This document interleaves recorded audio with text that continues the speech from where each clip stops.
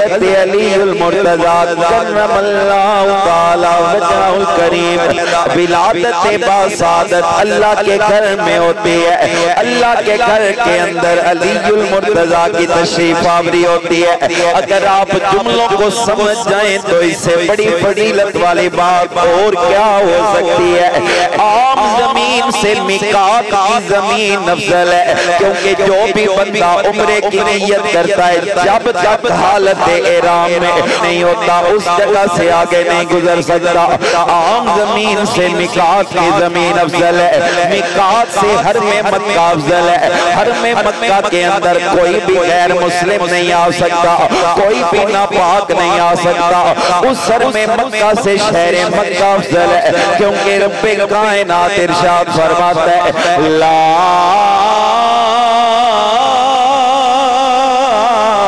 اقسم بہذا البلد، اللہ کریم فرماتا ہے مجھے شہر مکہ کی قسم ہے۔ اب آئیے شہر مکہ کے اندر اگر دیکھا جائے مسجد حرام کی زمین افضل ہے، کیونکہ ایک نماز پڑھیں 1,00,000 نمازوں کا ثواب مل جاتا ہے۔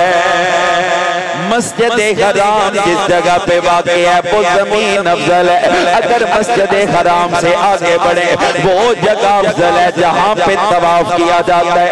اگر اس کو دیکھا جائے تو جس جگہ پہ اللہ کا زمینوں سے افضل و اعلیٰ ہے، اب ذرا توجہ کیجئے گا، میقات بھی افضل ہے، میقات سے حرم افضل ہے، حرم سے شہر مکہ افضل ہے، شہر مکہ سے مسجد حرام افضل ہے، مسجد حرام سے مطاف افضل ہے، مطاف سے اللہ کے گھر والی جگہ افضل ہے۔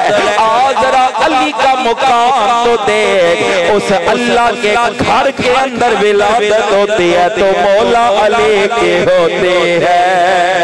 کثیرہ میسر نشد سعادت بکعبہ ولادت بمسجد شہادت، کہا جاتا ہے یہ سعادت صرف اور صرف حضرت علی المرتضی کو ملی ہے۔ پیدا بھی ہوئے ہیں خدا کے گھر میں، شہادت کا رتبہ پایا ہے تب بھی خدا کے گھر میں۔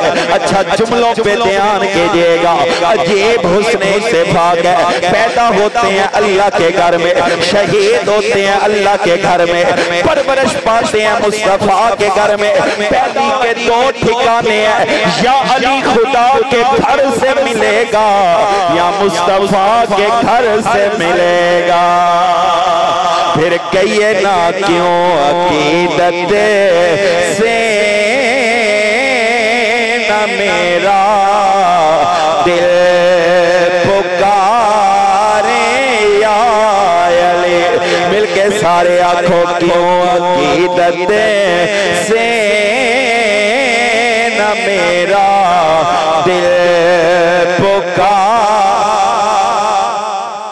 جس کے ہیں مولا محمد اسے کے ہیں۔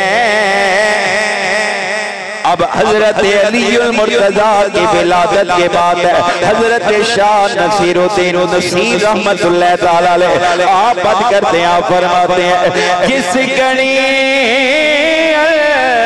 اللہ کے گھر میں ہوئے پیدا علی، تو ذرہ ذرہ پایت ہو کر پکارے، یا علی کی آواز آنی چاہیے، ذرہ ذرہ پایت ہو کر پکارے۔